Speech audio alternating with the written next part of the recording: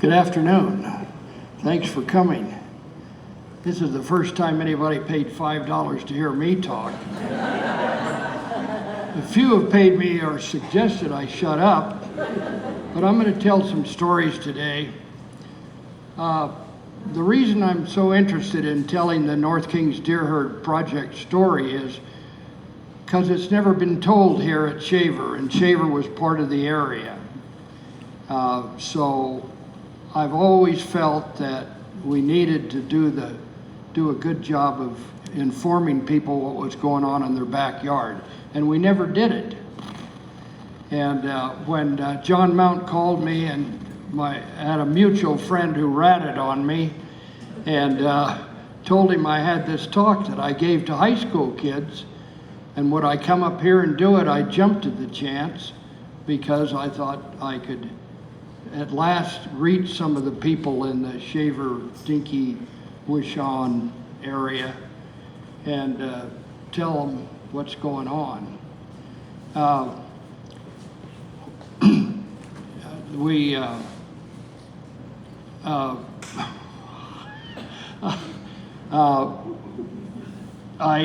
After John hung up and I started thinking about what I was going to say when I got here and how I was going to change the talk a little bit, I began to realize that I had forgotten some of the data. And then I realized it was 40 years ago that we officially ended the study. My stuff went on a while. And I'd got to be 90 years old. So I've got an excuse, but I'm going to try to do what I can to make this work. Okay. Well, wait a minute. I want to get in the way of an introduction. In the 50s, deer numbers in the West were really high, and they started down, and they kept going down and down and down, and they went down all over the West. But the migratory California mule deer on the west slope of the Sierras suffered the most. They went right rock bottom. And sportsmen and wildlife lovers and everybody else just got all over Fish and Game. This gave Fish and Game the devil for several years. And finally Fish and Game said, wait a minute. We know that deer problems are always the habitat problems, and we don't own the habitat. There are 7 national forests from Mount Lassen to Bakersfield, and those Forest Service people are the ones that are mismanaging the land. So the sportsmen got on the Forest Service, and the Forest Service says, yeah, our charter says we're supposed to maintain a viable wildlife population, so we'll work with you. You work something out. And slowly, the big cheeses began to put a program together and brought different people together. The word got out to some rather intelligent, manipulative sportsmen in Fresno, and they said, we want it to be in Fresno County. And they kept baiting us. Pretty soon they said, well, we'll help you. We'll give you political support.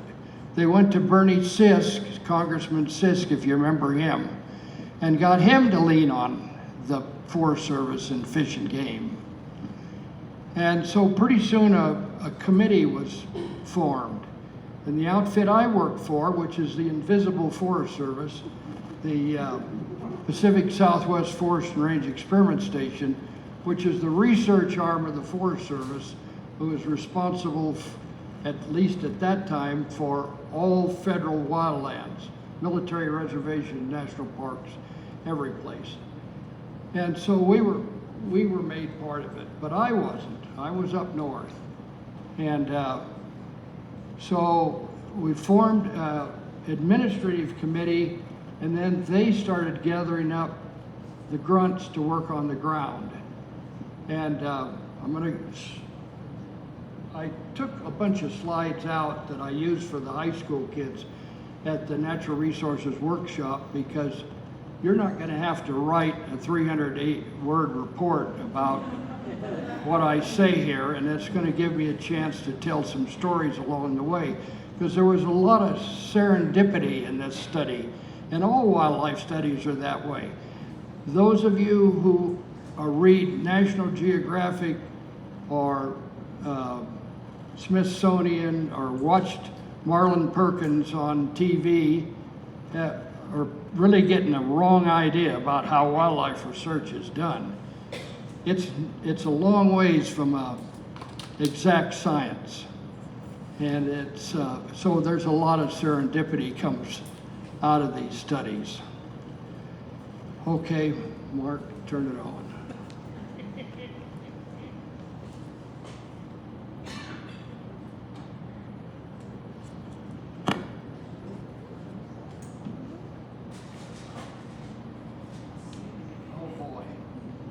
Can we close that?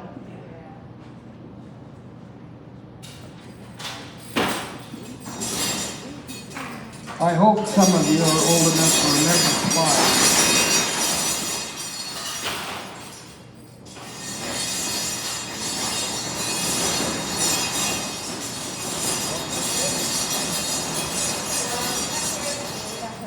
Oh, that's good. For those of you who weren't here in the 50s, this is a California mule deer on the west slope of the Sierras, maybe the last one. Okay, the pressure from the local Fresno sportsmen. There were 3 guys in the Fresno County Sportsman's Club that were really sharp guys, a plumber, a carpenter, and an electrician, I think. And they really knew how to manipulate. And they kept saying, the North Kings Deer herd. So they ended up, that's what they picked. And it turned out it was a good choice,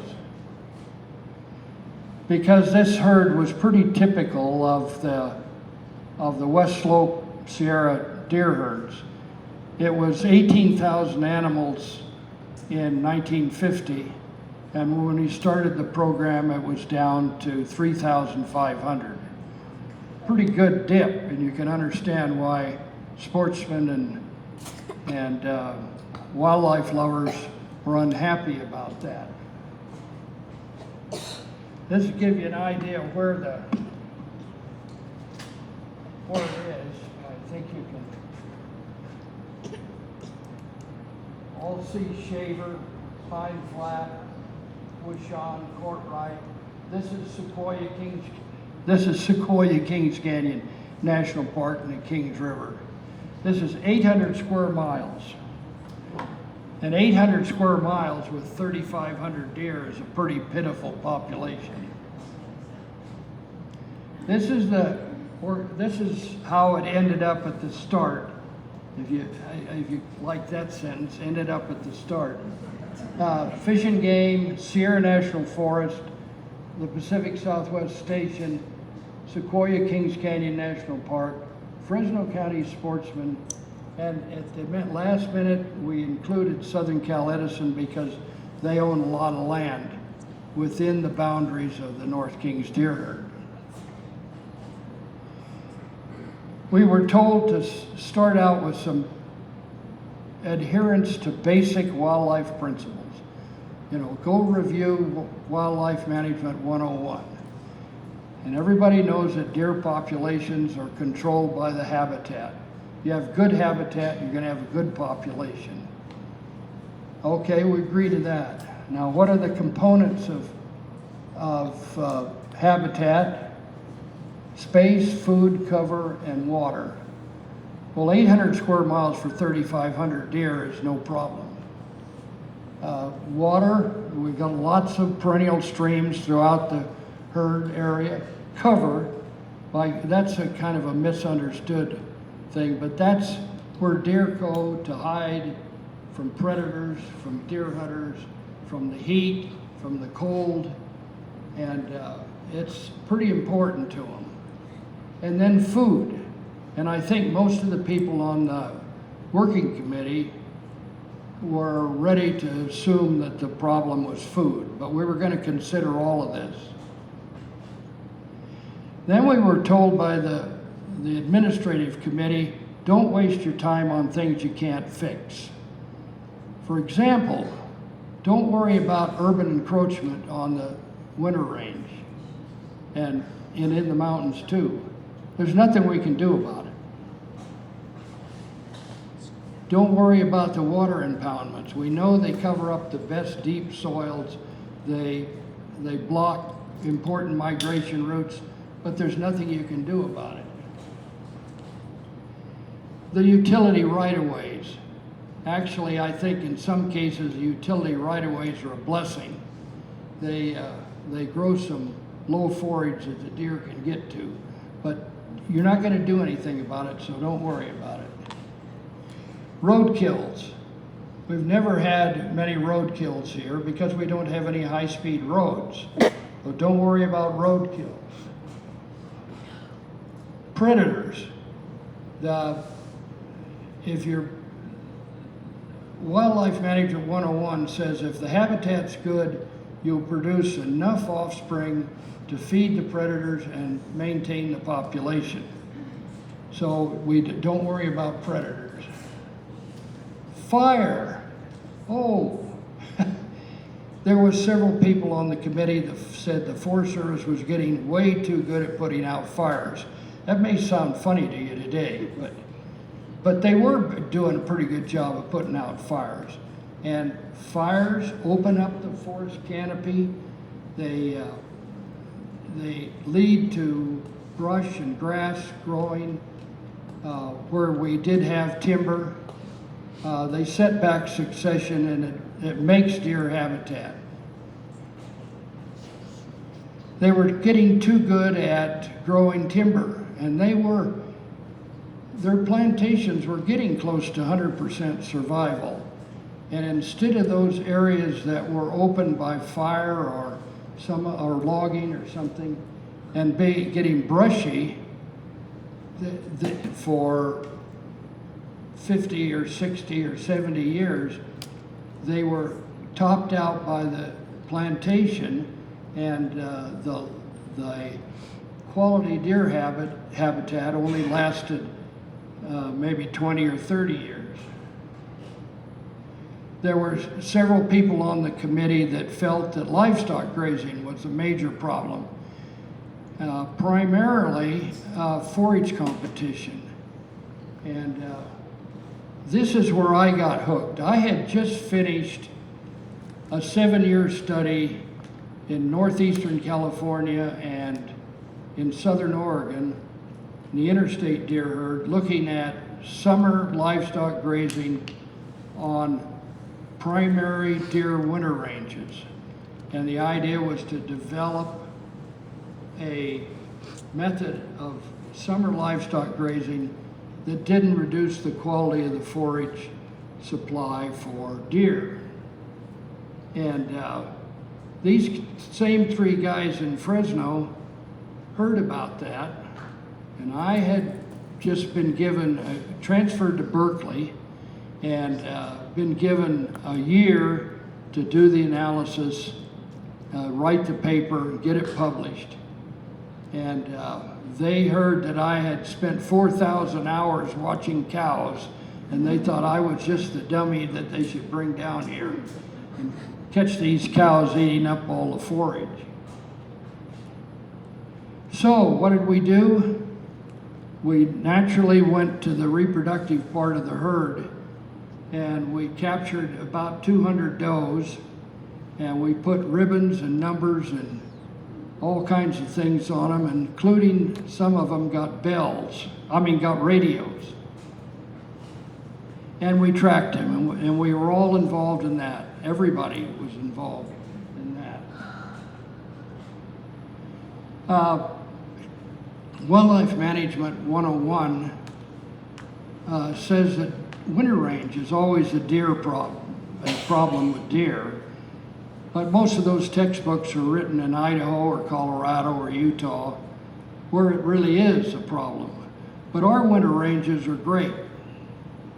Well, they're great until May comes and it dries up. And the deer say, let's get out of here. So they gather up and move, and they migrate. And we really learned a lot about migration. And we found that it's kind of a system of streets and on-ramps and then eventually a freeway. And there are 5 major migration routes on the North Kings Deer herd.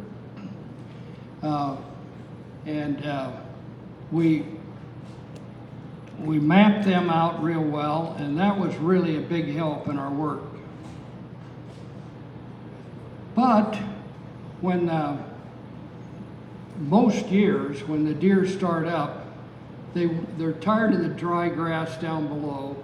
They want to get up into the green grass that they remember from the summer before, and they run into a snowbank. So we found what they do is drop back into a holding area, and they use the same holding areas every year, and they'll go up and drop back, go up and drop back. And migration may take one night, it may take a month, depending on what the snow situation is. And they're always, I should have done a social study. It seems like one doe was the boss on all these migration routes. But we found that the holding areas had nothing but the previous year's growth, just dry, low quality, lousy forage. And we were concerned about that. I'm gonna wear my neck out turning around looking. By then we had a good idea of where the winter ranges were, migration routes, summer ranges, where the deer bunched up, and we started collecting deer that were running with the radio collared deer, so we knew where they came from. And we took them all apart, we examined them for parasites, normal growth, we sent principal organs to the Fish and Game lab in Sacramento. But the interesting thing came when we looked at the fetuses. The growth was very good in the first trimester. It was good in the second trimester, but in the third, which when we thought should have the fastest growth, it was the slowest. And we wondered about that. And after a couple of years of finding that consistently, we hired a graduate student to spend 100% of his time on this problem. And he did a great job. But the other thing we learned was that we had about an average of about 1.8 fawns per doe, which is up with Utah and Colorado and those other famous deer areas. And but the fawns started disappearing immediately. And we got down by the end of the year, when we're back ready to have new fawns, we're down to about 30 from the 180 we started with per 100 does. So that's 1.8 to 0.3 fawns left. Okay, here's the problem. I wonder if it's that third trimester of gestation causing weak fawns to be born who die off during the summer or are more susceptible to other things, accidents and poisonous plants and predators and all kinds of things. Well, we started really digging on this, and we started looking at all the stomach contents. And after thousands of trays of stomach contents, we determined that chemically the diet was adequate year-round. So we looked at what was happening, and we saw the way that at the stress period of the year, the upward migration holding areas, they were on pretty much a brush diet, poor quality diet. Well, we still weren't satisfied, so now we had a table of what they were eating, and we went out and collected fresh material, and we did a evolved fatty acid study to try to look at energy available. And we again shot ourselves in the foot. We had lots of samples, but we still had no evidence that there was a stress period in the diet. And this really surprised most of the members of the committee. So the next thing we did, we don't give up, we're stubborn. We caught some brand new born fawns, and we hired 2 more graduate students, one for the summer range, one for the winter range. They built a barn on the top of their pickup. They became surrogate mothers, put harnesses on the fawns, and they took the fawns out as they grew up all year to where other deer, free-roaming deer, were eating. And I got 6 million bites. And this is a long-distance observation here. This is the way they're usually looking. So they not only know the species, when they were eating that species, and what part of that species they were eating.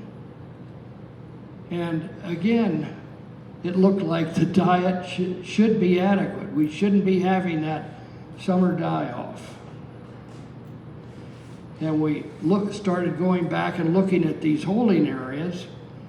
And you look at this and you say, well, there's not much on the ground. And the current year's growth is happening 100 feet in the air. We've got to do something to get these areas productive, because a deer standing around in here is going to starve. So we asked the forest, if you got a timber sale that you can move into one of our holding areas, do it for us. So they did. And this opened some areas up, gave us sunlight and moisture to the ground again, and we got brush growing and grass. And we asked forests to do some burning. We did several kinds of burning, after logging, before logging, and opened to open the area up. And we were successful in getting some grass and brush and forbs growing in these areas. But I had 2 friends that were with our sister agency, Ag Research Service, which works on the tame lands. They were in Nevada, and they were working on plants that grow early in the cold weather. And they were working in northern Nevada with plants from Scandinavia, Russia, Armenia, all over the cold part of the world. And they came over to the North Kings, and they did some plot work. And we selected, I think it's 4 or 5 species, and we introduced them into the areas we treated with logging or fire, and we really created some great deer habitat. And the deer came in there and camped on those spots, and they ate them right to the ground. And then a month later, the cattle came. There was some regrowth. The cattle camped on the plants. And after 3 years, all our fancy introduced high quality plants were gone. So we treated about 20,000 acres the best way we could, and we hadn't grown 1 deer. We're still the same problem. There were some people on the committee who said, well, if it isn't the cows foraging and taking the deer's preferred location and plants. It must be social interaction. So how do you say if a doe and it goes up, drops her fawn, a cow comes along and she leaves the spot? How are you going to tell that? Well, it just so happened that my brother runs the Deep Space Digital Lab for Jet Propulsion Laboratory, NASA. And I said, Jerry, how do you do that? You were monitoring Neil Armstrong on the moon. You got his blood pressure and all that stuff. He says, oh yeah, you can do that, but let me tell you about the budget. Well, that eliminated me. So we said, well, let's see, where am I now? People were still concerned about the cows. So fortunately, I had two of the permittees on this ranger district who took pity on me, and they each loaned me 6 cows. And I put radios on. And not for KMJ, they were for me. And we put color, numbers, radios on them, and we watched them. And I didn't spend 4,000 hours this time, but I spent a lot of time watching these cows, where they went, what they seemed to prefer, when they went there, what they ate, and found out a lot about how the cows use these habitats. And at the same time, we had those radio-collared does still running around. And so I was able to get a lot of observation on cattle and deer actually mixing. And when we had cases where we knew we were going to have does and cattle, or deer of any kind, and cattle together, we set up permanent tracking stations. And about this time, my friends in the Forest Service Fire Lab in Riverside said, I've got just exactly what you need. I've got a pair of $50,000 night viewing goggles. So when you're up in the night watching the cows and the deer, you put these things on. Well, man, that was more fun than a barrel of monkeys. You put a pair of 7x50 binoculars in front of the night viewing goggles, and you can count the fleas on a doe at 100 yards. And so we got some real good data here. But mostly we saw what most of us had expected, and that was cows and deer ignoring one another. And we had one case right here where a cow was walking along in the dark. I could see her, she couldn't see me. And she all of a sudden jumped up in the air, startled, and I looked down what had startled her, and there was a fawn laying in the grass. So when she collected her nerves, she just stepped over the fawn and kept going. Fawn never moved, the cow kept going.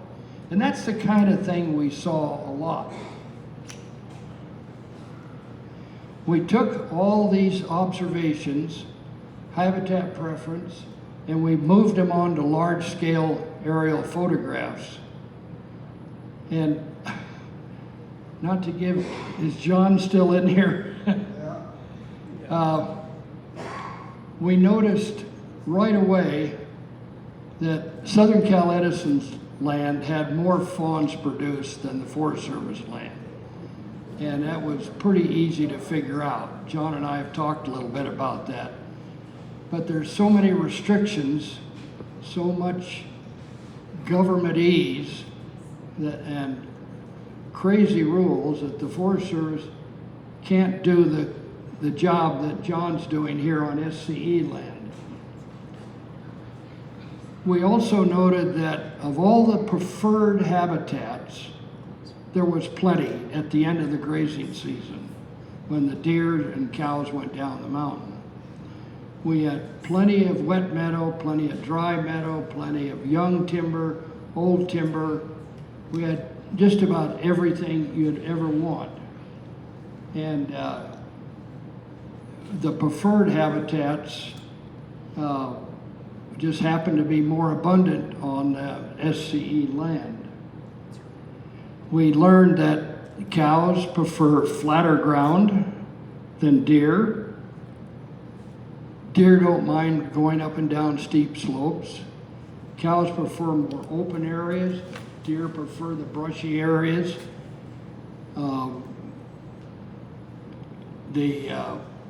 They kind of separate themselves that way all the time, and then when they do encounter one another, they pretty much ignore one another. So now we found out where the summer range, the winter range, the migration routes, the preferred habitats. We know all that stuff, but we're still losing fawns. We know exactly how they use it. Not only what they do, what plants they eat, but what part of them they eat, when they eat them, and we know that they should be having an adequate diet. There should be no reason for these fawns to die. Okay, Mark, would you change the slide?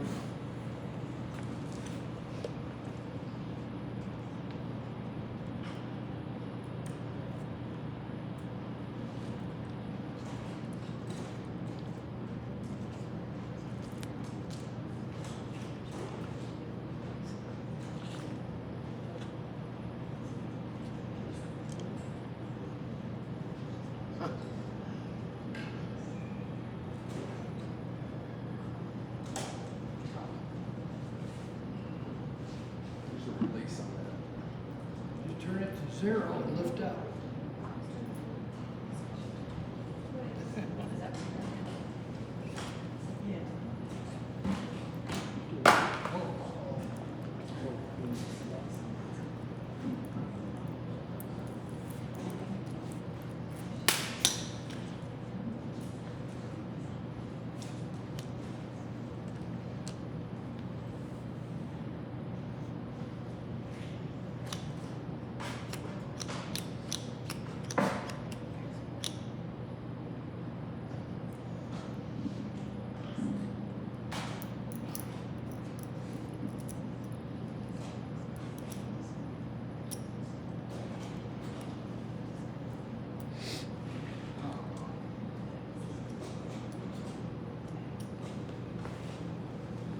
Okay, I'm still worried about this fawn survival thing. We've got to find out why these fawns aren't living. So we decided to capture some. And at this time, perfect timing, an outfit in Phoenix came out with a wildlife radio transmitter that had an expanding collar. So you could put it on a fawn and the fawn could grow and the collar would expand. And it had a transmitter on it that signaled when the fawn died. Perfect. The trouble was I didn't have enough money to buy them. Then I was reminded that people caught on fish and game violations are fined by the judge, but the judge doesn't give the money to Fish and Game. He gives it to a county committee. So I was looking into that and I discovered that 3 members of the committee were friends of mine. So I went down there and pleaded my case in the middle of the night, and I got the money to buy some of these transmitters, at least to get my foot in the door. And we tracked them. And the first 7 transmitters went on to fawns. Fawn number 1 was killed by mountain lions, 2 by kidney disease, 3 was unknown, radio probably quit, 4 lived the first year of life, number 5 was killed by a mountain lion, 6 lived a year, and 7 lived a year. So this means roughly 30% of the fawns were disappearing. So we did it again. We sent those transmitters back to Phoenix, had them rebuilt, and same thing. 1 killed by mountain lion, 2 by coyote, 3 lived a year, 4 was killed by a mountain lion, 5 by a bear, 6 lived, and 7 lived. Again, this is beginning to tell. Well, I did this, I think it was 6 years. I'm not going to bore you with it, because the next to the slides look just the same. But at the site of each of these lion kills, it was absolutely 100% positive what killed the fawns. Oh my goodness. Sure enough, we ran into these guys. And every place we went, we found tracks. And so we had, well, in 1970, back up a little bit, I missed something. The lion had no classification until 1907, and it was classed as a predator. Between 1907 and 1963, there were bounties on mountain lions, and there were bounties paid on 14,700 lions in those years. Now the Mountain Lion Coalition and a lot of other people went to the state legislature and got the legislature to close all hunting of mountain lions, all of a sudden, just as we're starting this study. Of course, we had no idea we were going to be worried about mountain lions at the time. But I said, gee, we had a study done with the money from the state legislature where they hired the guy who was the world's greatest large cat scientist from the Museum of Vertebrate Zoology at Berkeley. And he picked about a dozen spots in California to do lion surveys. Fortunately, the North Kings Deer herd area was one of them. And he said there are only 4 mountain lions on the 800 square miles of the North Kings. And we had been operating with that. We thought, that guy's smart, he figured that out, we believed that. Well, I was beginning to doubt myself. So I sat down and I took a big map and I made circles every place I knew there was a lion. Then I took a blank copy of that map and I drove down to Shaw Avenue to Fish and Game. I threw it on the table and I says, I want a couple of you guys to sit down and circle every place you know there's a lion. Well, their map looked like a Xerox copy of mine. There must be some truth to this. Why were we believing this super scientist that there were only 4 lions in 800 square miles? So I said, you guys in Fish and Game better do some lion studies. But the vast majority of the public in the state legislature was convinced the mountain lions were, as they say, on the cusp of extinction. But at the same time, there were some people, particularly houndsmen, who like to just tree lions, not kill them, but just tree them to run their dogs. And they thought, gee, we tree lions all the time. They're not on the cusp of extinction. So no matter which way we went, we were in deep trouble.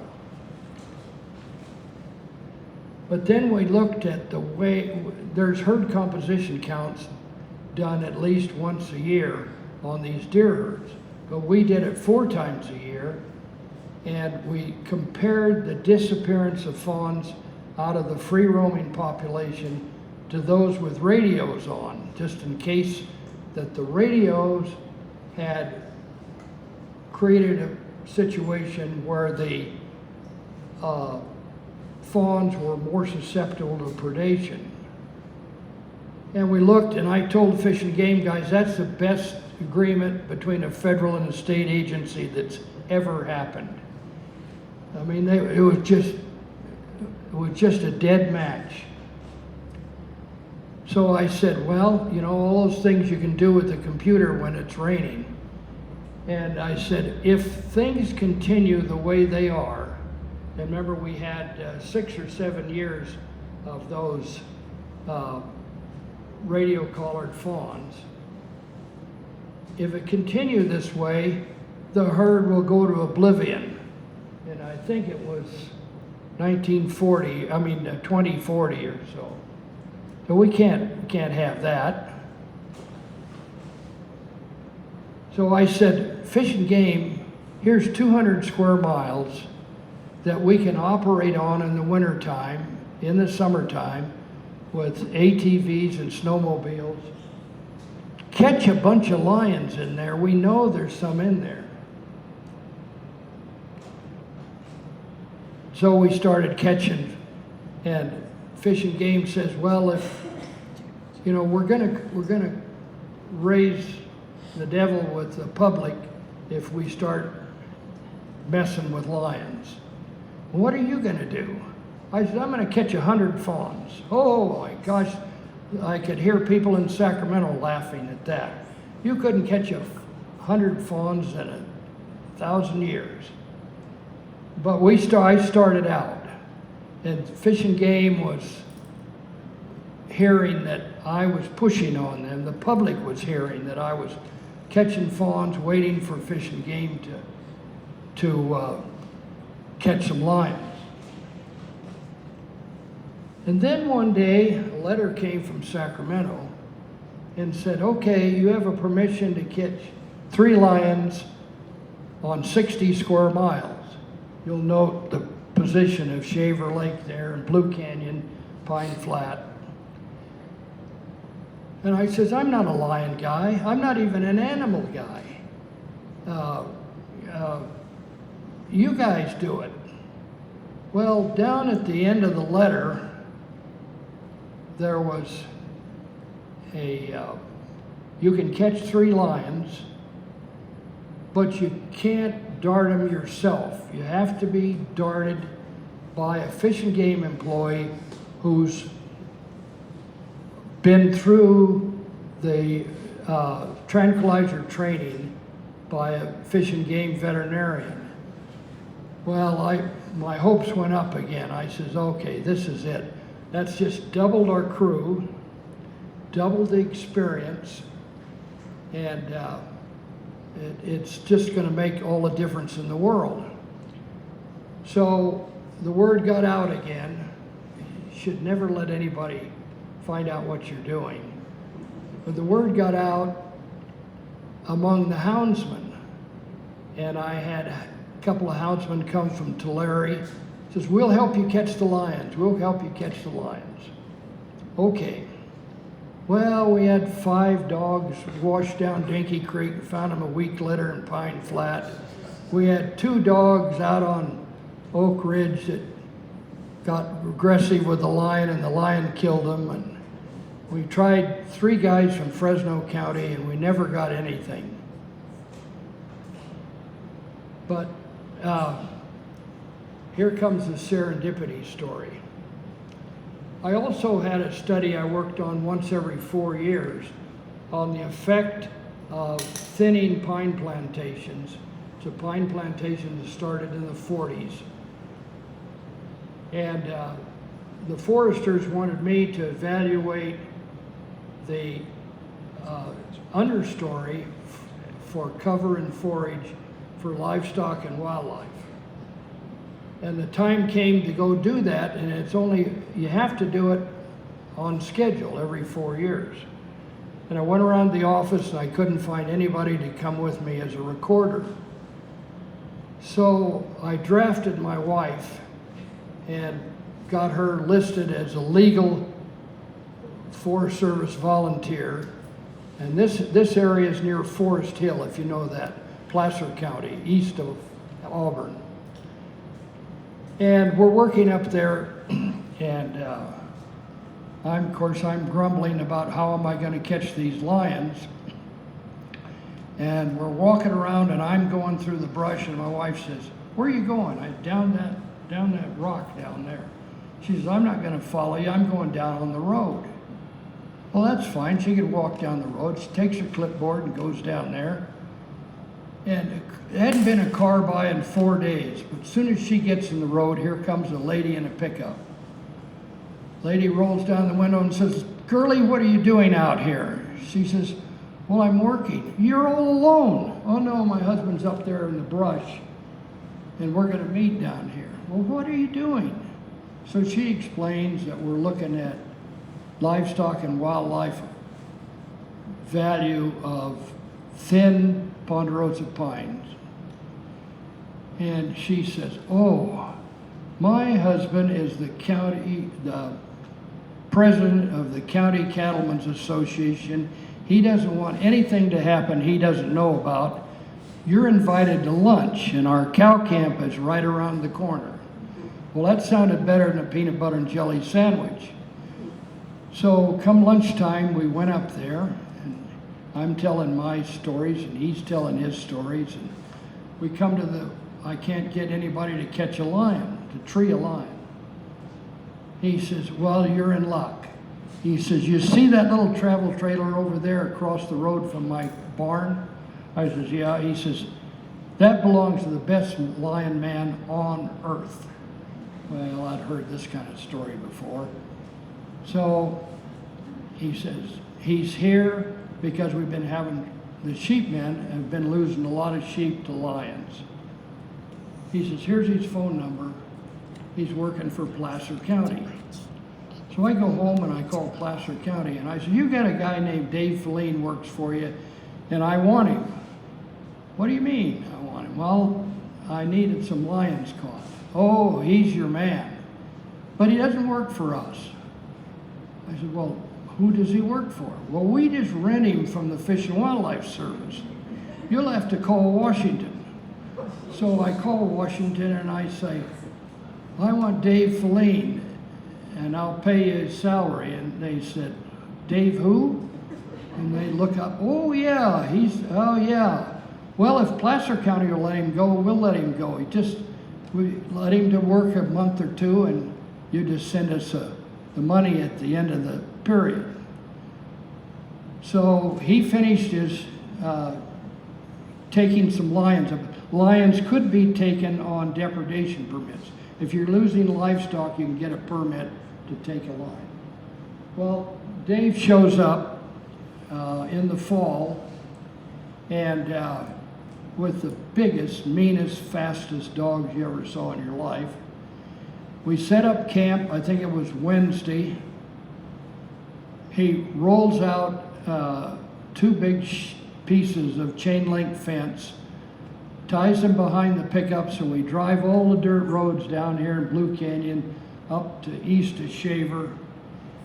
And we eliminate all the tracks of vehicles and animals, and we get up at 4 in the morning and we drive around, and it wasn't 10 minutes till the dogs started hollering and we found tracks, turned the dogs loose, and they treat a lion right away. They go, of course they always dive in the brush and you have to go in there blind. Kind of makes the hair stand up on the back of your head. But when the dogs say there's a lion there, believe me, there's a lion there. And these dogs were trained to trail lions only. So we darted a lion, and by Friday afternoon we had 3 lions with radios on. You notice one's just east of Shaver, the other one upper Blue Canyon, one the middle of Blue Canyon. Now, what do you think the chances are if there are only 4 lions on 800 square miles and you catch 75% of them in 2 days on 60 square miles? Somehow the math doesn't work out. So We continued to see tracks every place we went. And the next spring, here come a similar letter. You're allowed to catch 3 more lions. Of course, my buddies in Fish and Game have really been prodding the new director to do this. So, same thing, 2 days, 3 more lions. Now we've got 150% of the population with radios on. So now we're back to that, and now the number of fawns, we're working on that 100 fawns, and we're getting to these, we're finding these fawns dead. And when we find them, we bag them up to keep the outside clean and the inside clean, keep the body fluids together. And the veterinary school at Davis has a primarily dairy lab in Tulare, and they were glad to have their students and professors have an opportunity to work on something other than Holsteins. So in just a couple hours, we could have a dead fawn down to Tulare and have people cutting it up and find out what it died of. But more often, we found the fawns disassembled, and you can see the radio there. That's how we found it. And they're covered up, as lions do. They covered up with local trash. You can see the couple of legs sticking out there. These fawns were going the same way as the ones in our population. So now we're tracking 6 lions, and it's getting to be a real job.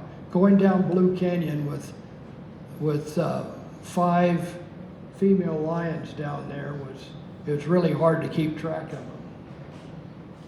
But we caught lions in the timber. We caught lions down in the low country, in oaks. And we darted them successfully. We were told if we accidentally killed one of these lions, it'd kill us. So we were very careful with them. Can you focus that, Mark? These are pretty impressive animals.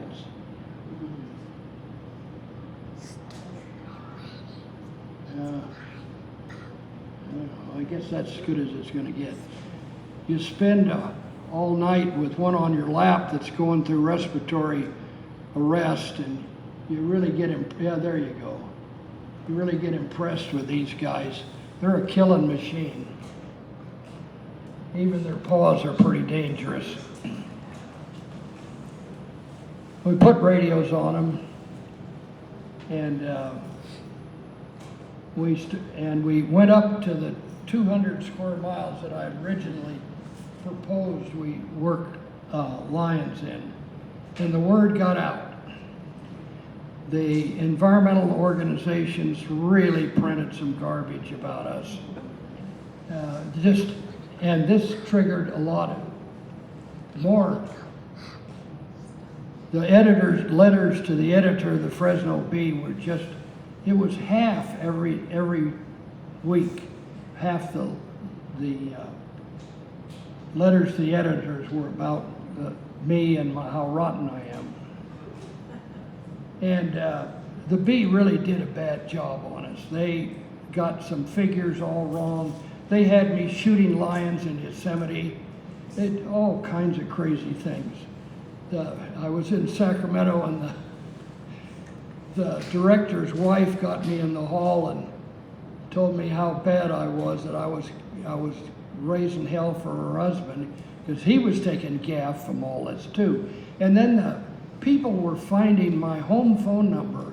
I got home one Friday afternoon, and my wife was just hanging up from a call from Orlando, Florida, telling her what a jerk I was. I got one from Toronto, Canada. How these people found us, I'll never know. It's just too bad the truth wasn't told. Even the slick magazines. I made the mistake of going to Denver on Pacific Southwest Airlines, pulling out the in-flight magazine and finding 3 pages on what a jerk I was. I already knew it, so a lot of people had already told me. But I really felt for Mr. Parnell, the director of Fish and Game. In the middle of all this mess, they changed directors. The new one caught it too. But the Bee had fun drawing cartoons that were misleading. So we were extremely careful in documenting what killed these fawns. We examined them real closely, photographed it, and we looked at what was going on. Okay. Oh, gee, that's all out again. Well, 62% of all the fawns died. Oh, I forgot to mention that we went to Davis and went to the student employment office and told them we wanted some volunteers. We wanted students that had finished a bachelor's in wildlife and were looking for a master's program. We'll give them $15 a day, a pickup, and a trailer to sleep in. So we ended up, they were right, I didn't catch 100 fawns. I caught 98. And 89 of them we managed to follow them till they died or lived a year. But 38% of all the fawns lived, 62% died. That's not enough to maintain the population. Of those fawns that died, 81% of them went to predators. Remember, we were told not to study predators. 4% went to accident, 15% to disease. That's pretty normal. So, of those that were killed by predators, it was 27% coyote, 11% bear, 1% bobcat, and 61% lions. Well, it was time to go back to the computer and saying, this is the way the herd is going now. It's declining at that rate. What would happen if we could eliminate all the lion kills? Of course, we know we couldn't do that because fawns not killed by a lion are susceptible to being killed by a coyote or a bear or falling off a cliff or whatever. But let's just take out all the lion kills and leave all the other kills in. And that's what would happen to the herd. So now people begin to sit up and breathe deep that maybe this lion is an important thing. Well, we just kept going, tracking lions, tracking fawns. We learned a lot. With some of the lions, we were managed to track them for 2.5 years, some of them only 6 months. But we really got a good idea of what they do. And we had 6,000, I think it was 200 observations. And, but that's only 3,700. So you can see why I stopped putting dots on there, because it would just be a blur. Another thing I should mention is that Fish and Game really got into this with me. And when I was having trouble with a fawn or a lion that had gone a long ways, they said, well, what you need is our airplane. You can have our airplane every Monday morning. Great airplane. As a pilot, I loved every minute of it. But you'll look, you can see why there was a problem. Look at these are clear up by Edison. These are way in the back country. we had one that went almost to Mariposa. Microphone. So the airplane really saved us. Microphone. And then on the fawns, sometimes we'd lost one. Talking to the mic. Oh, sorry. That's an easy thing to do, you know it.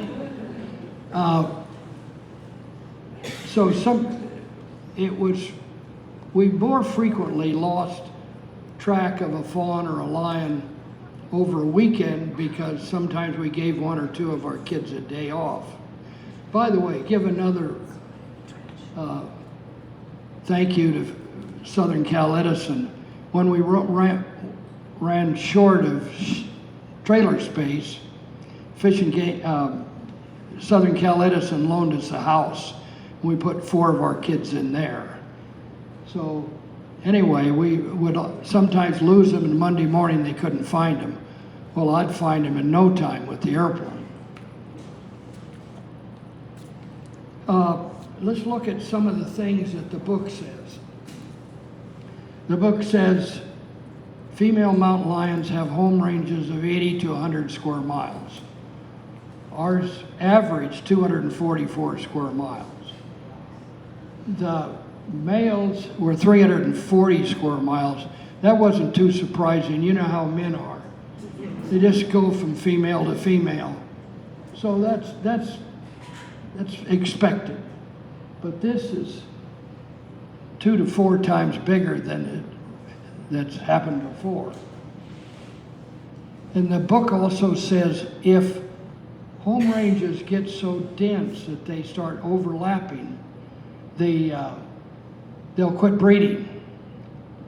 Well, we never saw a barren mountain lion out there. They just kept breeding. And by the way, those little boogers can bite right through a welding glove. And this is why we think that happened. That's a method called the minimum convex polygon method of defining home ranges. And you can see that there was a lot of overlap. This is just 14 females.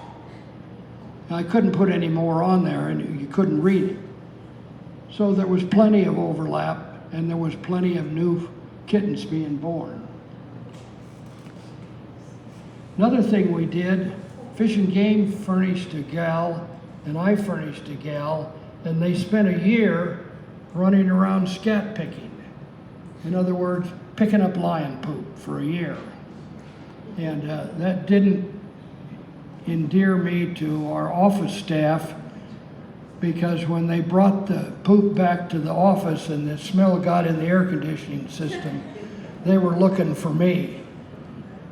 But the book says that the lion diet is 90% deer or more.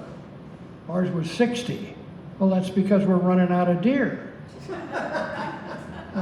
Small mammals, 26%. Nobody's ever published that high. 4-5% small mammals.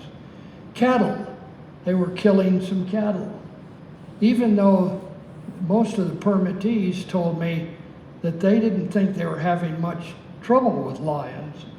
But 6 o'clock in the morning, I'm walking down through Balsam Meadow up here and come across a dead heifer, and I know whose it belongs to, and I see lion tracks all around the gut open. A few hours later, I'm driving down the McKinley Grove Road, and I see the owner, and I say, "Hey, Walt, you ever have trouble with lions?" And he says, "No, I don't think so." I says, "Well, go to Balsam Meadow and drive around the south end, and then tell me that again." I never heard from him again, but it was a surprise to most people. 2 dogs. Well, we know one of the incidences where they ate some dogs, and vegetation. So there was cannibalism, there was livestock killing, there was small mammal eating. This was quite a surprise. This is way out of the range of what's published. Another interesting thing we found when we had radio-collared lions, we expected them to go up and down the hill with the deer. And we found 25% of them stayed down low year-round. The rest of them went up the hill. Well, some of them would go up when conditions were like this.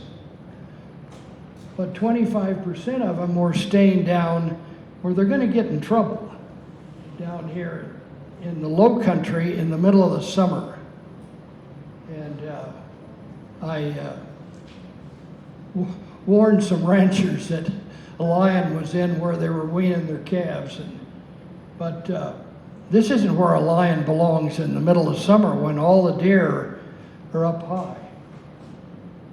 Another thing the book says that the prey controls the predator. When there's lots of prey, there's increase in the predators. When the prey goes down, the number of predators go down. We found that wasn't true. The lions kept increasing and the prey kept going down. So how did this happen? How did we get this confused? Well, it says, one lion says to the other lion, listen, I'm fed up with this weeding out the sick and old business. I'm going to kill something prime. And we never found a lion kill of a sick animal. They're killing whatever they want to kill, and they're capable of it. Another thing is that we just don't see them. You know, I've had lions walk right through Shaver Lake. We had a lion that every 2 weeks, it went down to Sierra High School. Well, it went down to the elementary school, through the school farm, came up, crossed the 4-lane, went into up there by Mono Winds, came over the top of Music Mountain, came right down in here and went right through the middle of Shaver. And I never did catch him anywhere. I had a Microphone. Just talk on the mic. I am darn near deaf. Talk into the microphone. Oh, I'm sorry. Okay. We are too. I'll tell you a little incident. I was coming out of Blue Canyon, and it was during deer season, and I was because the lions were scattered because of the deer camps. I was late coming up the hill. I got up on the McKinley Grove Road, and I got a signal of a lion over this way. So I drove over to the overlook, still pointed this way. I came around, got to the entrance road to Camp Edison, that pointed down this road. So I drove down this road just at sunup. I got down close to the water, and there's a guy and a dog standing right in the middle of the road. And they wouldn't move. So I got up, I almost bumped him with the bumper. This guy says, what are you doing? What are you doing? I says, I need to get down there. And he says, why? Well, I'm looking for an animal. Well, there's no animals here. I says, well, I think there is, right in that bush right there at the edge of the water. And I'm sitting in the car with a truck with a antenna turning around. He should have got the idea. But I said, you know, I would keep that dog up here. In fact, I'd put that dog in your trailer. That animal might not like your dog. So I drove down there, and sure enough, the lion was in Camp Edison on the edge of the water, hiding in a bush, and had been there most of the night, I'm sure. But we just don't see them. That's all there is to that. And they're taking pets and livestock.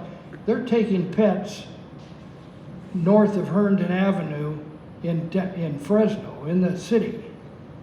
This was just below Cressman's.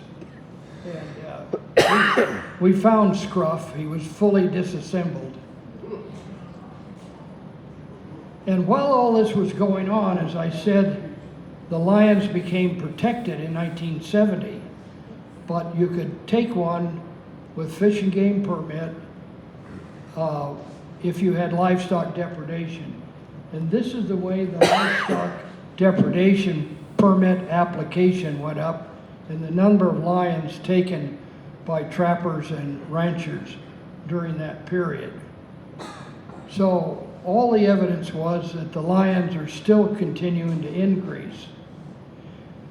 This is, I won't tell you which filthy rich West Side farmer's daughter lives in that house, but I got a call at midnight because there was a lion in their garbage can. And that's on one of the golf courses in Fresno. I'm standing with the San Joaquin River at my back. You see that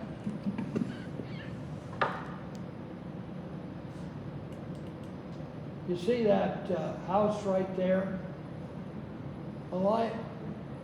This is 1 block off of Blackstone. This is less than a half a mile south of Herndon. Lion came down, went in that house, went over the kitchen table, got on the sink and broke his way out through the kitchen window.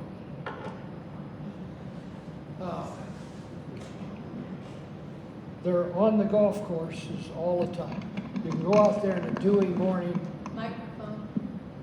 Oh, sorry. They're on the greens. You find the tracks in the tightly mowed grass in the dew. So we've got a problem. We've got a protected animal eating a non-protected animal, and nobody will do anything about it. So don't anybody come to me and tell me to fix it. I tried. We need to wake up to this problem.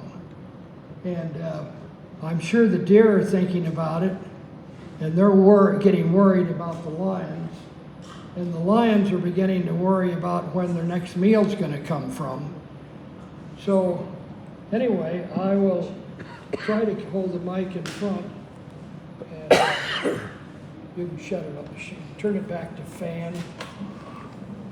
Okay. Comments, criticisms.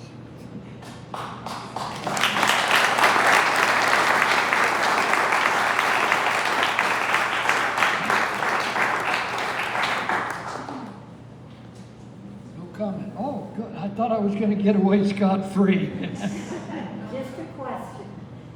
I read quite a bit about a few years ago about northern Arizona. I'm nearly deaf. I can't. In northern Arizona a few years ago, and it may still be the issue, there was a lot of trouble with chronic wasting disease in deer. Is that something that you have seen in this area at all? Can you read? Chronic wasting disease in Arizona, she heard about. I still can't handle it. Chronic wasting disease in deer. There was a lot of problem with that in northern Arizona a few years ago. Have you seen any of that in California? In deer, chronic wasting disease? Oh, no, we've had some parasite problems. Had a, Microphone. not any problems that I really know of. That was pretty much fish and game's bailiwick, but we never had any that were serious. And by the way, a good friend of mine was doing a lion study in Arizona, and he found a lot of livestock depredation.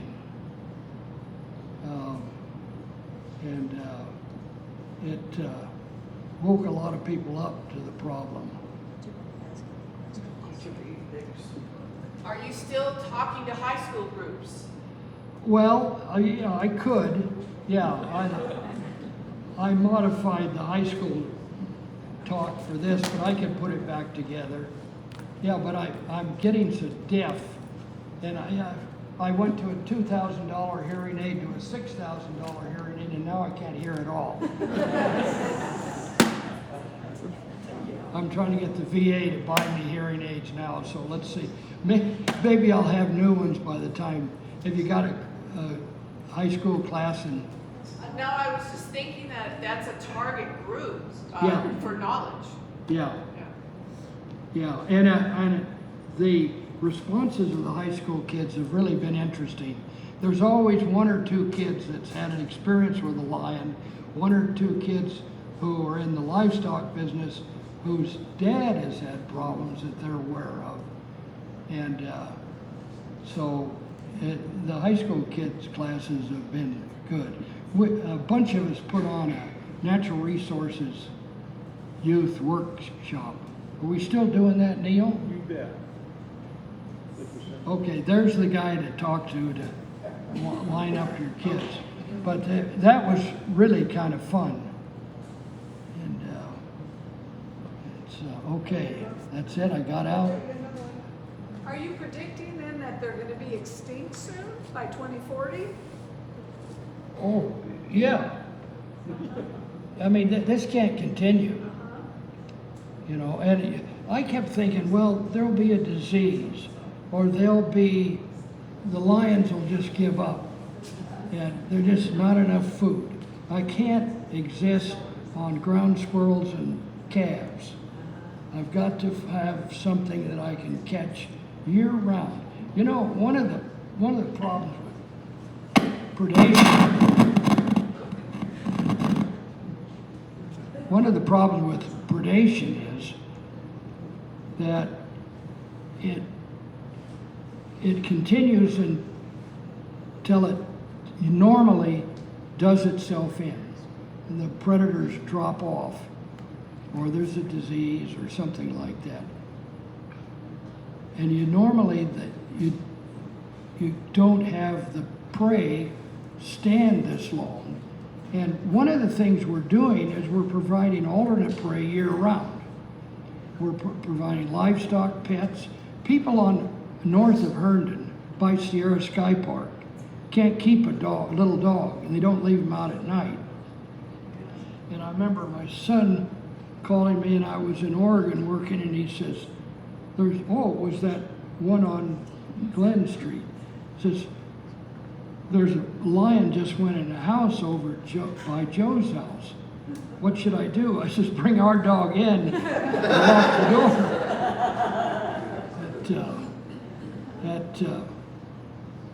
This is an unusual situation, and that's one of the reasons so many people don't believe it. But I had a guy. The mountain lion really is endangered in Florida. And it's because they've broken it all. They've had to build housing for everybody from New York that's moved to Florida. So all the good habitat is broken up with housing developments. So the deer population is down, the mountain lion population. They have a genetic problem too. They have inbred lions. And a guy called me up from Florida, and he says, you know, I don't believe you, but I have a girlfriend in Fresno that is sending me stuff and talking about your study, and I want to come out and check on you. I says, okay, come out. So he got in his little fiberglass airplane and flew out here and borrowed his girl's Volkswagen and followed me around for a week. He went back to Florida and he says, okay, I believe it now. Oh. Is there anyone doing this lion research since you retired? Yes and no. Fish and Game uses the term, we're keeping our hand in. And they are, but there's no systematic studies going on. And I don't think there has to be any more studies. And we want deer, we want lions, or we want both, or it's not going to last forever. What are the predators for the mountain lions? Nothing. Were the grizzly bears, and then they disappeared, that why the population went up? Well, yeah, there could be some of that. Yeah. But here in California with no grizzly bears. Well, they left, but they left about, looking at your study there, was the grizzly bears left in the 20s, didn't they? And Yeah. that's when the population of the deer were really high, and then the grizzly bears went away, so the mountain lions increased. Maybe so. Yeah. That's a little far stretch for me to figure, but in fact, everybody was quite surprised that we had one fawn taken by a lion, And we were able, from tracks and poop piles and one thing and another, we were able to put together the whole pursuit. And that the fawn finally was eaten by a bear sitting on a split down log, left over from a logging operation. And there were fawn parts down inside the split. And the evidence was absolutely 100%, but it was a surprise. But there was, the bear had to work to catch the fawn, I'll tell you that. As you were doing all your tracking with the lions, did you ever see how much was done at nighttime compared to daylight? How much more lion movement there is at night? Well, from our tracking, we can definitely tell you they're more active at night. And then you give them little, the night Halley's Comet came by, three of us spent all night in Blue Canyon. And I tell you, there were mountain lions going every direction down there all night. And then it's called crepuscular behavior, when they're more active at sunrise and sunset. And that pretty much describes a lion. But lions go when and where they want to. And they'll get up and go in the broad daylight. And there's a friend of mine told me he saw one at road 241 going in broad daylight, walking down the road. It was after McDougal's cows. Okay. Oh boy, you let me off easy. Okay.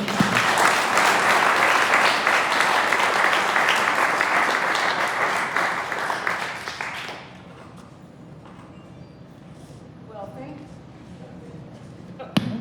thank you very much for your presentation. This was really quite informative and actually a little scary if we think about this. Now you're talking just 25 years, is that we may not have very many deer, if any at all, here. So that'll be interesting to see how that plays out. Yeah. Oh, yeah. As long as this country is so polarized politically, but they're polarized when it comes to wildlife. There's the protectionists and then there's the hunters. And they both think the other side is wrong. And nobody's willing to make a compromise. And poor Fishy Game. Those people, they changed their name and we still know who they are. Oh, well, thank you very much. Our last Sierra Voices will be on the October the 8th on that second Saturday.